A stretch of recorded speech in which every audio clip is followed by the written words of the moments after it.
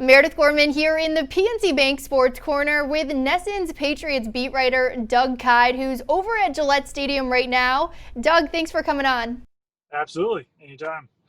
All right, so a huge change at quarterback for the Patriots this season. How well of a grasp of the offense do you think Cam Newton has heading into the season opener? That's tough to say. I think that as good of a grasp as he possibly can, that's what we keep hearing about Cam Newton is that he's arriving early, he's staying late, but still, he even mentioned this earlier in the preseason, is that there's 20 years of playbook here. There's 20 years of plays. So he couldn't possibly grasp it in the same way that Tom Brady did, and even probably the same way that Brian Hoyer has since he's been around for so long. So you just have to hope that he's at the same point maybe that Jarrett Stidham is at this point. But they're going to be adding some new things into the offense, and it's probably going to be a little bit slow getting going in the early part of the season. I don't think that they're expecting Cam Newton to know everything. That's why I think these first few games might be what would usually be an extension of the preseason, and now they're sort of going to be using it as preseason games.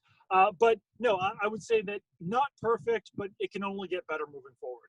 Now, a lot of changes to the team this year in general. You were at training camp. Now you've been to the practices this week.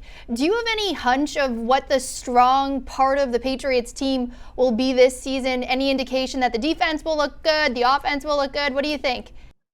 During training camp, the defense looked ahead of the offense. And I guess that's sort of to be expected with a new quarterback in there, whether it was, Cam Newton, Jarrett Stidham, or Brian Hoyer. But I think the biggest strength of the Patriots roster is still going to be their secondary. They've still got Stephon Gilmore, J.C. Jackson, Jonathan Jones, Jason McCourty, Devin McCourty. The one potential weak link in there is at strong safety because Patrick Chung opted out for the 2020 season. So they're going to have to find someone to be in that spot, whether that's Joanne Williams, Terrence Brooks, the rookie, Kyle Duggar, maybe one of the free agent additions, Adrian Phillips.